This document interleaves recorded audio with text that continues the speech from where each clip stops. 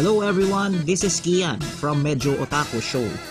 For today's episode ay maglalaro tayo ng Daytona Championship USA. Isa to sa mga pinaka-favorite kong arcade game pagdating sa mga racing games. So if you're excited to watch this video, don't forget to subscribe to my channel and follow my social media account. Nagpunta ako sa World of Fun sa SM Mega Mall at laking gulat ko nung nakita ko ang Daytona Championship USA. This is actually the remake of the original Daytona USA na nirelease pa noong 1994. At nung una ko siyang nilaro, I was 6 years old that time at magmula noon nahilig ako sa mga arcade racing games. Bukod dun, nirelease din nila ang sequel nito na Daytona USA 2 na dalawang version siya.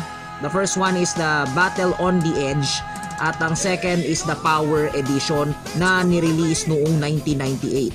At masasabi ko ito yung pinaka-favorite kong game sapagkat maraming courses na pinifeature at advance yung graphics niya for its time. So nung fast forward, nung nakita ko nga tong game na to, na-excite ako at sinubukan ko siyang laruin. Nung sinubukan ko nang maglaro ng Daytona, nakita ko dito yung mga original at classic na race course. At sinubukan ko dito yung 3.7 Speedway na beginner course. At masasabi ko yung design niya ay similar din dun sa original na 3.7 Speedway ng Daytona. Nung sinimulan kong laruin ang game, wow! Para ako talagang bumalik sa pagkabata at naaalala ko pa nung nilalaro ko to nung 6 years old pa ako. Medyo nakaka-tense lang kasi kailangan mong unahan yung mga sasakyan na kalaban mo at the same time kailangan mo ring ma-overcome yung mga obstacles na nakaharang sa'yo.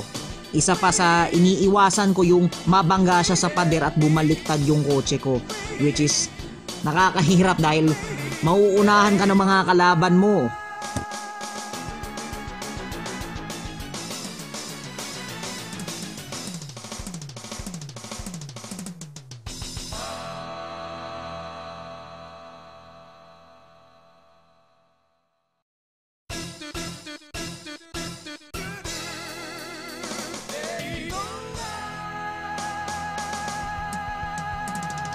Sa una kong attempt, ayun, muntik ko nang marating ang goal. Sa ikalawang attempt ko ng laro, dito nagseryoso na ako. Sayang lang hindi ko binidyo yung laro dahil gusto ko talagang ma-first place. At sa awa ng Diyos, ayun, nakuha ko ang first place at natapos ko yung buong 8 laps.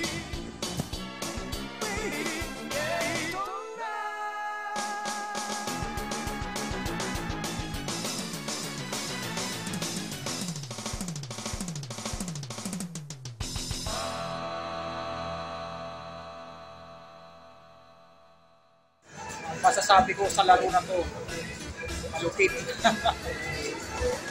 It's been a while na paglaro ako ng Daytona. I've been fan of Daytona ng Daytona 2 Power Edition, and this time nirelease na tong Championship. Malupit. I hope na makapaglabas pa Sega ng mga ganitong games. Napakasulit ang lab na to.